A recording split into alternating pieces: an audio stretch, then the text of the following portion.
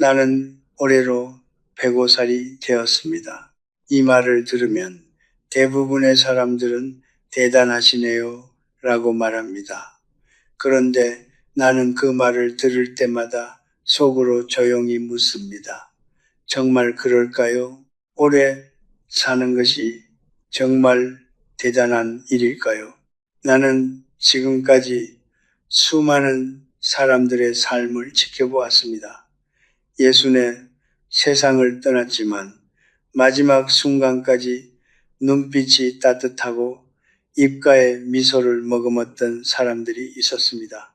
반면에 90을 넘기고도 매일 아침 눈을 뜨는 것이 짐처럼 느껴진다고 말하는 사람들도 있었습니다. 긴 세월을 살면서 내가 깨달은 것은 하나입니다. 수명은 단지 시간입니다.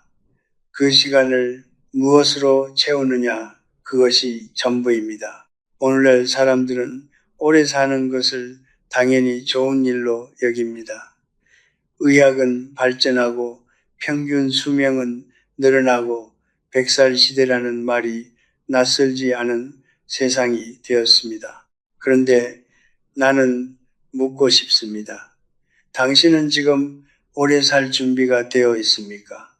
몸이 오래 버티는 것과 마음이 오래 버티는 것은 전혀 다른 문제입니다. 그리고 내가 보기에 많은 사람들이 몸을 위해서는 열심히 준비하면서 마음을 위해서는 아무런 준비를 하지 않습니다.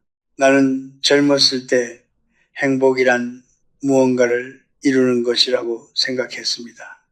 좋은 직업, 훌륭한 자녀, 안락한 노후, 그것들이 갖추어지면 자연스럽게 행복해질 것이라고 믿었습니다. 그러나 100년이 넘는 세월을 살고 나서야 나는 비로소 알게 되었습니다. 행복은 조건이 갖추어질 때 찾아오는 것이 아닙니다. 행복은 어떤 눈으로 세상을 바라보느냐에 달려 있습니다. 똑같은 아침 햇살 앞에서 어떤 사람은 살아있음에 감사하고 어떤 사람은 아픈 무릎을 원망합니다. 그 차이가 쌓이고 쌓여 결국 한 사람의 노년 전체를 결정짓습니다. 오늘 내가 여러분께 드리려는 이야기는 단순한 위로가 아닙니다.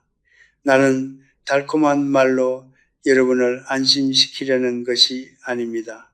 105년을 살면서 내가 직접 보고 겪고 때로는 실패하면서 터득한 진실을 드리려 합니다. 오래 살수록 행복해지는 사람과 오래 살수록 불행해지는 사람 사이에는 딱 5가지 결정적인 차이가 있습니다. 그 차이는 재산에 많고 적음이 아닙니다. 건강에 좋고 나쁨도 아닙니다. 자녀가 잘 되었느냐 못 되었느냐의 문제도 아닙니다. 그것은 오직 한 사람이 어떤 마음의 습관을 가지고 살아왔느냐에서 비롯됩니다. 지금 당신이 50대라면 부디 귀를 기울여 주십시오. 60대라면 아직 늦지 않았습니다. 그리고 혹시 이미 70을 넘겼다 하더라도 오늘이 당신 남은 생에 가장 이른 날임을 기억하십시오. 자, 그럼 시작하겠습니다. 내가 40살이었을 때 나는 인간관계란 자연스럽게 유지되는 것이라고 생각했습니다. 좋은 사람과 함께하면 관계는 저절로 깊어지고 세월이 흐르면 우정은 더욱 단단해질 것이라고 믿었습니다. 그러나 60이 되고 70이 되고 그리고 마침내 100살을 넘기면서 나는 그 믿음이 얼마나 순진한 것이었는지를 깨달았습니다. 관계는 절대로 저절로 유지되지 않습니다. 관계는 매일 조금씩 의식적으로 가꾸어야 하는 정원과 같습니다. 돌보지 않으면 시들고 외면하면 결국 말라버립니다. 내가 오랫동안 지켜본 노인들 중에서 행복한 사람들에게는 공통점이 하나 있었습니다. 그들은 항상 먼저 연락했습니다. 먼저 안부를 물었고, 먼저 손을 내밀었으며, 먼저 용서했습니다. 자존심을 지키기 위해 상대방이 먼저 연락해 오기를 기다리지 않았습니다. 어떤 이들은 그것이 굴욕적인 일이라고 생각할지도 모릅니다. 하지만 나는 다르게 봅니다. 먼저 연락하는 사람은 약한 사람이 아닙니다. 그 사람은 관계의 가치를 자신의 체면보다 더 소중히 여기는 사람입니다. 그것은 용기이지 굴복이 아닙니다. 반면에 불행한 노인들에게도 공통점이 있었습니다. 그들은 서운함을 오랫동안 가슴속에 쌓아두었습니다. 저 사람이 먼저 사과해야 한다. 저 사람이 먼저 연락해야 한다. 내가 이만큼 했는데 왜 저 사람은 그만큼 해주지 않느냐? 그 생각들이 조용히 그러나 끈질기게 마음속에 쌓였습니다. 처음에는 작은 섭섭함이었던 것이 시간이 지나면서 단단한 벽이 되었고 결국 그 벽 안에 혼자 갇히게 되었습니다. 나는 그런 사람들을 수없이 보았습니다. 그들이 나쁜 사람이어서가 아니었습니다. 다만 그들은 자존심을 지키다가 고독을 택하게 된 것입니다. 내 가장 오래된 친구 이야기를 하고 싶습니다. 그는 나와 대학 시절부터 알고 지낸 사람이었습니다. 총명하고 올곧은 사람이었지만 그에게는 한 가지 습관이 있었습니다. 누군가에게 섭섭한 일을 당하면 절대로 먼저 풀지 않는 것이었습니다. 그는 늘 말했습니다. 내가 잘못한 게 없는데 내가 왜 먼저 연락하느냐? 틀린 말이 아닐 수 있습니다. 그러나 그가 여든이 되었을 때 그의 주변에는 아무도 남아있지 않았습니다. 자식들도 멀어졌고 친구들도 하나둘 소식이 끊어졌습니다. 그는 자신의 원칙을 지키며 살았지만 그 원칙이 그를 완전한 고독 속으로 밀어넣었습니다. 나는 그를 볼 때마다 가슴이 아팠습니다. 그리고 그에게서 하나의 진실을 배웠습니다. 옳고 그름을 따지는 것이 때로는 가장 어리석은 선택이 될 수 있다는 것을 나이가 들수록 관계는 좁아집니다. 이것은 피할 수 없는 현실입니다. 직장이 사라지면 동료가 떠납니다. 부모가 세상을 뜨면 형제들도 점점 멀어집니다. 자녀들은 자신의 삶으로 바빠집니다. 그렇기 때문에 남아있는 관계를 더욱 소중히 여겨야 합니다. 체면을 내려놓는 것이 손해가 아닙니다. 체면을 지키다가 홀로 남는 것이 진짜 손해입니다. 먼저 연락하십시오. 먼저 안부를 물으십시오. 그 작은 행동 하나가 당신의 노년을 따뜻하게 만드는 가장 확실한 방법입니다. 기다리는 사람은 결국 기다림 속에서 늙어갑니다. 나는 젊은 시절에 감사란 큰 일이 있을 때 느끼는 감정이라고 생각했습니다. 시험에 합격했을 때, 건강하게 아이가 태어났을 때, 오랫동안 바라던 일이 이루어졌을 때, 그런 특별한 순간에 가슴 깊이 솟아오르는 것이 감사라고 믿었습니다. 그러나 100살을 넘기고 나서 나는 비로소 알게 되었습니다. 그런 감사는 사실 감사가 아니라 기쁨입니다. 진짜 감사는 훨씬 조용하고 훨씬 작은 곳에 있습니다. 오늘 아침 눈을 떴을 때, 창문 너머로 햇살이 들어올 때, 따뜻한 밥 한 그릇 앞에 앉았을 때 바로 그 순간들 속에 감사가 있습니다. 행복한 노인들은 이것을 알고 있습니다. 그들은 아직 걸을 수 있다는 사실에 감사합니다. 어제보다 오늘 덜 아프다는 것에 감사합니다. 누군가 전화를 걸어주었다는 것, 오늘 하루를 무사히 보냈다는 것, 그것만으로도 충분히 감사합니다. 이 사람들의 눈빛에는 공통된 무언가가 있습니다. 욕심이 아닌 충만함입니다. 더 원하는 것이 아니라 지금 있는 것을 소중히 여기는 마음입니다. 그 마음이 그들의 노년을 빛나게 만듭니다. 반면에 불행한 노인들은 항상 잃어버린 것에 시선을 고정합니다. 예전에는 건강했는데, 예전에는 돈이 있었는데, 예전에는 사람들이 나를 찾아왔는데, 모든 문장이 예전에는으로 시작합니다. 물론 그 마음을 이해하지 못하는 것은 아닙니다. 잃어버린 것들은 실제로 소중했던 것들이고 그 상실의 아픔은 결코 가볍지 않습니다. 그러나 문제는 그 시선이 현재를 완전히 가려버린다는 것입니다. 지금 이 순간에도 여전히 남아있는 것들이 있는데 사라진 것들만 바라보다가 그것마저 놓쳐버립니다. 이것이 가장 안타까운 비극입니다. 내가 90살을 넘겼을 무렵 나는 아침마다 작은 습관을 하나 들였습니다. 눈을 뜨면 이불 속에서 조용히 3가지를 떠올리는 것이었습니다. 오늘 아직 살아있다는 것, 오늘 하루 할 수 있는 일이 하나라도 있다는 것, 그리고 내 곁에 아직 나를 생각해 주는 사람이 있다는 것, 거창할 것이 없습니다. 그러나 그 3가지를 마음속으로 되새기고 나면 하루를 시작하는 마음이 달라집니다. 무거움 대신 가벼움이 오고 원망 대신 온기가 옵니다. 그 습관 하나가 나의 노년을 지탱해 준 가장 단순한 기둥이었습니다.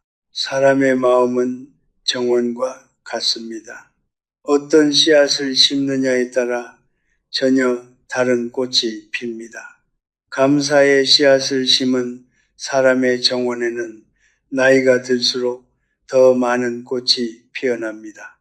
반면에 불만과 원망의 씨앗을 심은 사람의 정원은 세월이 갈수록 황량해집니다. 씨앗은 선택입니다. 그 선택은 지금 이 순간에도 당신 앞에 놓여 있습니다. 나는 여러분께 감사하는 척하라고 말하는 것이 아닙니다. 억지로 밝은 표정을 지으라고 말하는 것도 아닙니다. 다만 이것만은 기억해 주십시오. 잃어버린 것을 세는 사람은 언제나 부족합니다. 아직 남아있는 것을 세는 사람은 언제나 충분합니다. 그 차이가 같은 하루를 살면서도 전혀 다른 삶을 만들어냅니다. 오늘 저녁 잠자리에 들기 전에 딱 한 가지만 떠올려 보십시오. 오늘 하루 중에서 작게라도 감사했던 순간 하나, 그것으로 충분합니다. 내가 100살이 되던 해 주변 사람들이 나에게 물었습니다. 교수님, 이제 편히 쉬셔야 하지 않겠습니까? 나는 그 말을 들으며 속으로 생각했습니다. 쉰다는 것이 무엇일까? 아무것도 하지 않는 것이 과연 쉬는 것일까? 나는 그렇게 생각하지 않습니다. 아무것도 하지 않는 것은 쉬는 것이 아닙니다. 그것은 천천히 사라지는 것입니다. 사람은 무언가를 향해 나아가고 있을 때 비로소 살아있음을 느낍니다. 그 방향이 크든 작든 그 목적이 거창하든 소박하든 중요한 것은 오늘 내가 향하고 있는 곳이 있다는 사실 그 자체입니다. 행복한 노인들은 나이가 들어도 스스로에게 묻는 습관을 잃지 않습니다. 오늘 내가 할 수 있는 일은 무엇인가? 오늘 내가 누군가에게 줄 수 있는 것은 무엇인가? 오늘 내가 배울 수 있는 것은 무엇인가? 이 질문들은 젊은 시절의 야망과는 다릅니다. 더 이상 세상을 바꾸겠다거나 역사에 이름을 남기겠다는 이야기가 아닙니다. 단지 오늘 하루를 의미 있게 채우겠다는 조용하고 단단한 의지입니다. 그 의지가 있는 사람과 없는 사람은 같은 나이를 살면서도 전혀 다른 얼굴을 가지게 됩니다. 나는 95이 넘어서도 글을 썼습니다. 누군가는 그것이 대단한 일이라고 말했지만 나에게는 그냥 아침마다 책상 앞에 앉는 것이었습니다. 거창한 계획이 있었던 것이 아닙니다. 오늘 떠오른 생각을 한 줄 적겠다. 오늘 읽던 책의 다음 페이지를 넘기겠다. 그것이 전부였습니다. 그 작은 행위들이 쌓여서 하루가 되고 그 하루들이 쌓여서 내 노년이 되었습니다. 목적은 반드시 크고 빛날 필요가 없습니다. 목적은 오직 나의 것이면 됩니다. 반면에 불행한 노인들은 대부분 역할을 잃는 순간부터 무너지기 시작합니다. 직장에서 물러나고 자녀들이 독립하고 사회에서 더 이상 자신을 필요로 하지 않는다고 느끼는 순간 그들은 스스로를 이미 끝난 사람으로 여깁니다. 나는 더 이상 쓸모가 없다. 나는 이제 짐이 되었다. 나의 시간은 이미 지나갔다. 그 생각이 마음속에 자리를 잡으면 몸도 따라서 가라앉습니다. 의욕이 사라지고 식욕이 줄어들고 눈빛이 흐려집니다. 이것은 단순한 우울이 아닙니다. 이것은 목적을 잃은 사람이 내면 깊은 곳에서 보내는 신호입니다. 나는 그런 분들께 드리고 싶은 말이 있습니다. 역할을 잃었다고 해서 목적까지 잃은 것은 아닙니다. 역할은 외부에서 주어지는 것이지만 목적은 스스로 만들어가는 것입니다. 매일 아침 동네를 한 바퀴 걷는 것, 오랫동안 읽고 싶었던 책을 펼치는 것, 손자에게 짧은 편지를 쓰는 것, 오랫동안 미뤄두었던 취미를 시작하는 것, 이 모든 것이 목적이 될 수 있습니다. 세상이 당신에게 역할을 주지 않더라도 당신은 스스로에게 목적을 줄 수 있습니다. 그것은 누구도 빼앗아갈 수 없는 자유입니다. 나는 지금도 매일 아침 책상 앞에 앉습니다. 예전처럼 긴 글을 쓰지 못하더라도 괜찮습니다. 오늘 떠오른 생각 한 줄, 오늘 마음에 걸린 문장 하나, 그것으로 오늘 하루의 이유가 생깁니다. 목적이 거창해야 삶이 의미 있어지는 것이 아닙니다. 오늘 하루를 살아야 할 이유가 단 하나라도 있다면 그것으로 충분히 위험 있는 하루입니다. 인간은 태어날 때부터 비교하는 존재입니다. 이것은 본능입니다. 옆집 아이가 먼저 걷기 시작하면 우리 아이는 왜 아직인가를 걱정하고 친구가 좋은 직장을 얻으면 나는 왜 아직 이 자리에 있는가를 돌아봅니다. 젊은 시절의 비교는 때로 자신을 채찍질하는 힘이 되기도 합니다.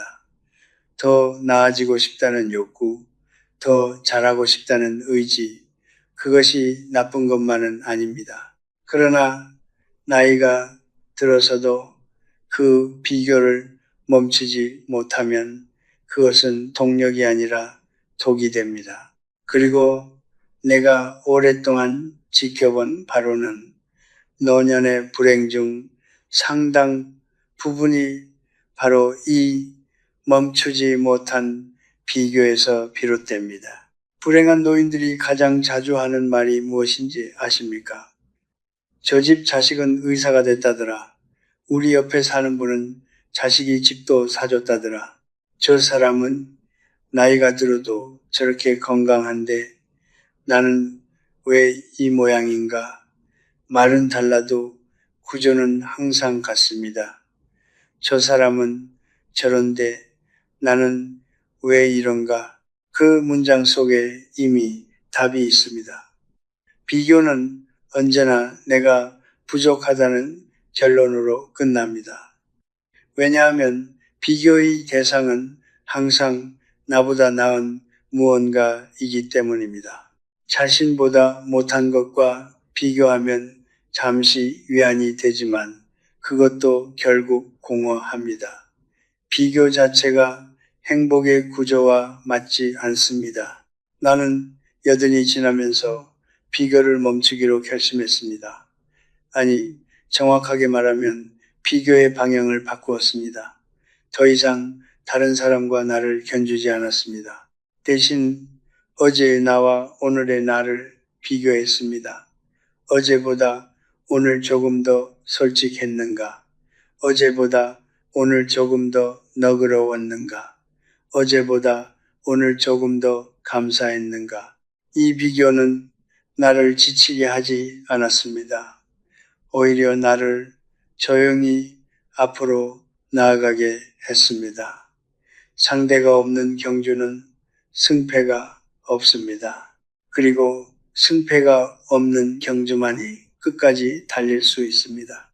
내가 가르쳤던 학생 중에 유독 뛰어난 친구가 하나 있었습니다.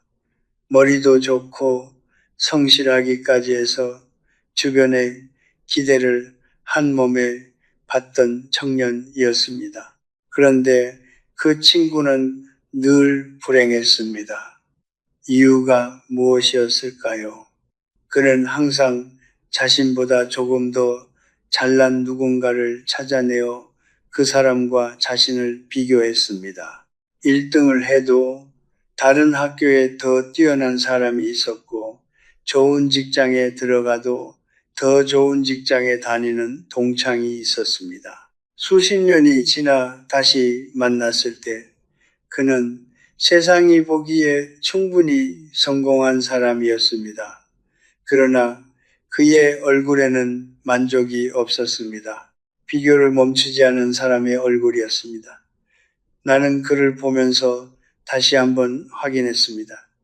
비교는 결코 끝나지 않는다는 것을 스스로 멈추지 않는 한, 남과의 비교는 끝이 없는 사막을 걷는 것과 같습니다. 아무리 걸어도 목적지가 나타나지 않고 걸을수록 더 목이 마릅니다. 그러나 어제의 나와 오늘의 나를 비교하는 것은 내 안에 있는 우물을 파는 것과 같습니다. 깊이 팔수록 맑은 물이 올라옵니다. 그 물로 목을 축이며 걸어가는 사람이 노년을 아름답게 마무리합니다. 지금 당신이 누군가와 자신을 비교하며 괴로워하고 있다면 오늘부터 딱 하나만 바꾸어 보십시오. 비교의 상대를 바꾸는 것입니다. 옆 사람이 아닌 어제의 나, 그 작은 전환이 당신의 남은 시간을 전혀 다르게 만들어 줄 것입니다. 타인의 인생은 당신이 달려야 할 길이 아닙니다. 당신의 길은 오직 당신만이 걸을 수 있습니다. 나는 오랫동안 사랑이란 받는 것이라고 생각했습니다. 젊었을 때는 사랑받고 싶었고 인정받고 싶었고 누군가가 나의 가치를 알아봐 주기를 바랐습니다. 그것이 잘못된 것은 아닙니다. 인간이라면 누구나 그 마음을 품고 삽니다. 그러나 나이가 들면서 그리고 수많은 사람들의 삶과 죽음을 곁에서 지켜보면서 나는 서서히 깨닫게 되었습니다. 사랑은 받는 것이 아니라 주는 것에서 완성된다는 것을, 그리고 더 정확하게는 아무것도 기대하지 않고 주는 것에서 비로소 진짜 자유가 시작된다는 것을 행복한 노인들은 공통적으로 주는 사람들이었습니다. 그렇다고 해서 그들이 순진하거나 세상 물정을 모르는 사람들이었던 것은 아닙니다. 오히려 그 반대였습니다. 그들은 인간의 본성을 누구보다 잘 알고 있었습니다.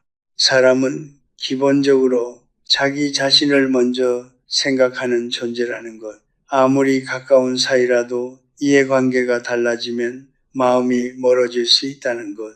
진심을 다해도 반드시 같은 진심으로 돌아오지는 않는다는 것.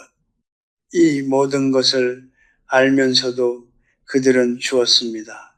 왜냐하면 그들은 이미 깨달았기 때문입니다. 주는 행위 자체가 자신에게 돌아오는 가장 큰 선물이라는 것을. 반면에 불행한 노인들은 대부분 기다리는 사람들이었습니다. 내가 이만큼 해주었으니 저 사람도 이만큼 해주어야 한다. 내가 이렇게 희생했으니 자식들이 알아주어야 한다. 내가 평생 저 사람 곁에 있어 주었으니 이제는 저 사람이 나를 돌봐주어야 한다. 그 기다림은 처음에는 당연한 바람처럼 보입니다. 그러나 시간이 지날수록 그 바람은 집착이 되고, 집착은 원망이 되고, 원망은 결국 관계를 끊어버립니다. 사람은 빚을 진 느낌이 드는 관계에서 멀어지려는 본능이 있습니다. 기대가 클수록 상대방은 부담을 느끼고, 부담을 느낄수록 점점 발길이 뜸해집니다. 이것이 인간의 솔직한 본성입니다. 나는 이것을 이론으로 배운 것이 아닙니다. 직접 겪으면서 배웠습니다. 젊은 시절 나는 내가 베푼 것들이 언젠가는 반드시 돌아올 것이라고 믿었습니다. 그러나 돌아오지 않는 경우가 더 많았습니다. 처음에는 그것이 배신처럼 느껴졌습니다. 그러나 세월이 흐르고 나서야 나는 깨달았습니다. 내가 베풀면서 동시에 기대를 품었던 것이 문제였다는 것을. 기대를 품은 배추은 거래입니다. 기대 없이 주는 것만이 진짜 사랑입니다.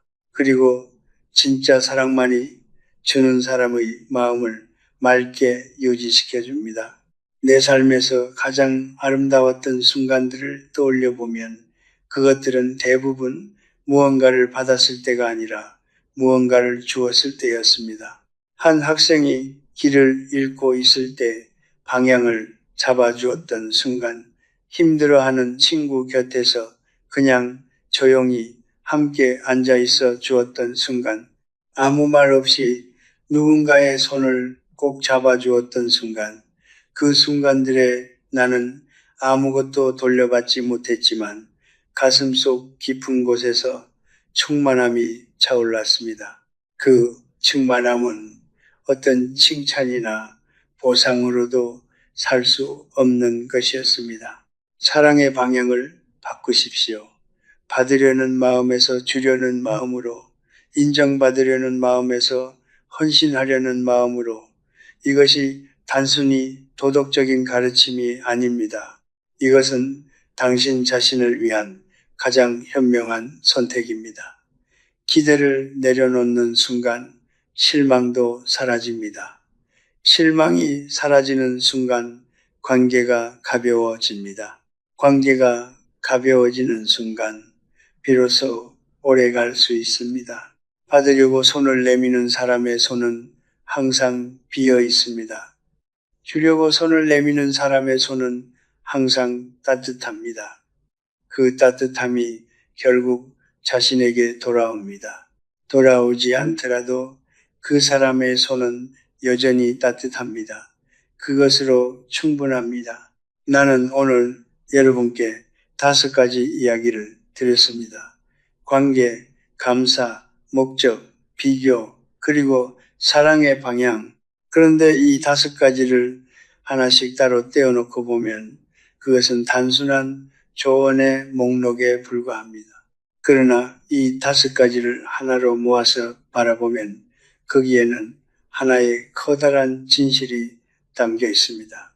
행복한 노년을 사는 사람들은 모두 한 가지 공통된 선택을 했다는 것입니다. 그들은 밖을 향하던 시선을 안으로 돌렸습니다. 타인에게서 구하던 것을 스스로 안에서 찾기 시작했습니다. 그 전환이 그들의 삶을 바꾸었습니다. 나는 여러분께 완벽한 노년을 약속할 수 없습니다. 아픔이 없는 노년, 외로움이 없는 노년, 두려움이 없는 노년, 그런 것은 존재하지 않습니다. 100년을 살면서 내가 확실하게 알게 된 것 중 하나는 삶은 끝까지 쉽지 않다는 것입니다. 나이가 들어도 아프고, 나이가 들어도 외롭고, 나이가 들어도 두렵습니다. 그러나 그것이 삶의 실패가 아닙니다. 그것이 삶의 본 모습입니다. 중요한 것은 그 아픔과 외로움과 두려움을 어떤 마음으로 마주하느냐입니다. 피하려 하면 더 커지고 정면으로 바라보면 비로소 그 안에서 길이 보입니다. 경호는 폭풍이 끝난 뒤에 찾아오는 것이 아닙니다. 경호는 폭풍 한가운데서도 흔들리지 않는 중심을 갖는 것입니다. 그 중심은 누가 만들어줄 수 없습니다. 자식도 배우자도 오랜 친구도 오직 자신만이 자신의 중심을 만들 수 있습니다. 매일 아침 조용히 앉아 오늘 하루를 살아야 할 이유를 하나 찾는 것, 어제보다 조금 더 너그러워지려는 노력, 기대를 내려놓고 그냥 주는 것, 지금 이 순간 남아있는 것들에 감사하는 것, 이 작은 행위들이 쌓여서 중심이 되고 그 중심이 흔들리지 않는 노년을 만들어줍니다. 나는 105년을 살면서 많은 것을 잃었습니다. 사랑하는 사람들을 먼저 보냈고 소중했던 것들이 하나씩 사라지는 것을 지켜보았습니다. 젊음도 같고 체력도 같고 한때 나를 가득 채웠던 꿈들도 형태를 바꾸었습니다. 그러나 이상하게도 나이가 들수록 내 안은 더 넓어지는 것을 느꼈습니다. 잃어버릴 것들을 하나씩 보내고 나니 오히려 더 본질적인 것들이 또렷하게 보이기 시작했습니다. 사람의 따뜻한 눈빛, 조용한 아침의 공기, 아직 쓰지 못한 오늘 하루, 그런 것들이 얼마나 귀한지를 나는 많은 것을 잃고 나서야 비로소 알게 되었습니다. 여러분이 지금 몇 살이든 상관없습니다. 50이든 60이든 1원이든 지금 이 순간부터 시작할 수 있습니다. 먼저 연락하십시오. 오늘 남아있는 것에 감사하십시오. 오늘 할 수 있는 작은 일 하나를 찾으십시오. 타인이 아닌 어제의 자신과 견주십시오. 그리고 기대 없이 주십시오. 이 5가지가 하루하루 쌓이면 그것이 빛나는 노년이 됩니다. 화려하지 않아도 괜찮습니다. 조용해도 괜찮습니다. 빛나는 것이 반드시 눈부셔야 하는 것은 아닙니다. 잔잔하게 오래 타는 촛불이 때로는 화려한 불꽃보다 더 오래 방을 밝힙니다. 마지막으로 한 가지만 드리겠습니다. 오래 사는 것이 목표가 되어서는 안 됩니다. 잘 사는 것이 목표가 되어야 합니다. 그리고 잘 산다는 것은 크게 성공하는 것도 많이 가지는 것도 오래 기억되는 것도 아닙니다. 잘 산다는 것은 오늘 하루를 스스로에게 부끄럽지 않게 마무리하는 것입니다. 그것이 전부입니다. 그리고 그것이면 충분합니다.